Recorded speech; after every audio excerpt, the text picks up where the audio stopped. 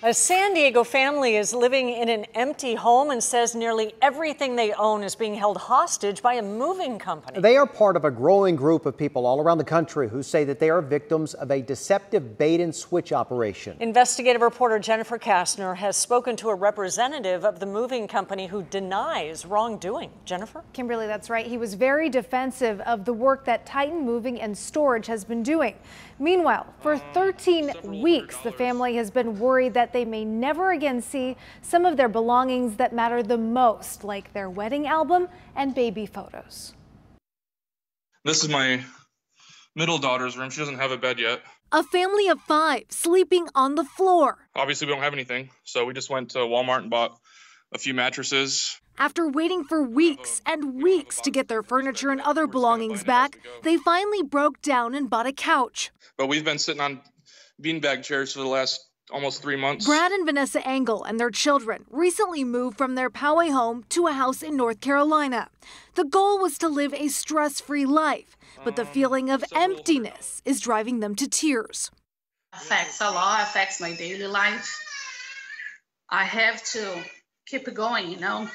I try to stand up every day for my kids, mostly because I have 3 kids that I have to be there for. What hurts the most is losing the memories. The first letter my son wrote when he learned how to write, our kids' first steps and words on videos and pictures. Titan Moving and Storage, with an address shown in Chantilly, Virginia, had originally given the family a binding estimate of $6,300 with $2,200 down.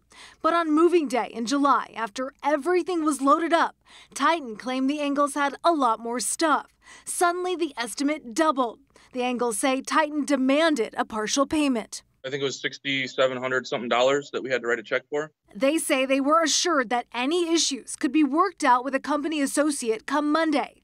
But Monday came and went. He answered the phone on my first call and immediately hung up and then wouldn't answer after that. The Engels stopped payment on the check, and things went from bad to worse. According to the FMCSA, the federal agency that oversees interstate moving trucks, the carrier has never been authorized to move household goods.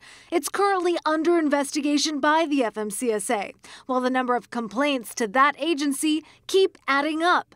Complaints from customers like Chris Bauman in Florida, who says Titan pulled a bait and switch on him. If I didn't have a headset on, you'd hear this house echoing. It's empty. He says he and others had checked reviews.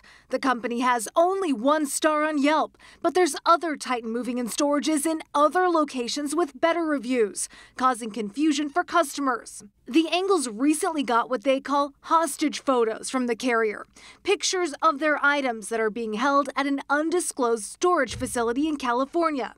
Titan tells us it won't release anything until receiving a storage payment. And they're trying to charge us over $1,000 a month for storage.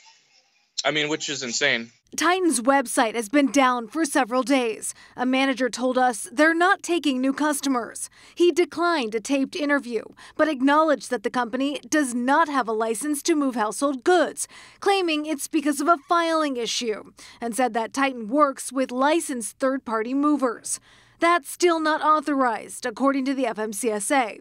Titan reports that in an effort to resolve problems with the Engels, last month the company offered them a reduced moving fee. The Engels call that a lie. For me, I see it as a crime. They don't have a license. And one of the couple's biggest frustrations is that the government agency that oversees moving trucks does not have the authority to resolve any claims. The Engels say this allows rogue moving companies to operate however they want without getting punished. We checked in with the San Diego County Sheriff's Department about this case. All they can say is that they're looking into the matter. Jennifer Kastner, 10 News. All right, Jen, thank you. And if there's something that you want our investigators to look into, send your stories to Team 10 at 10news.com.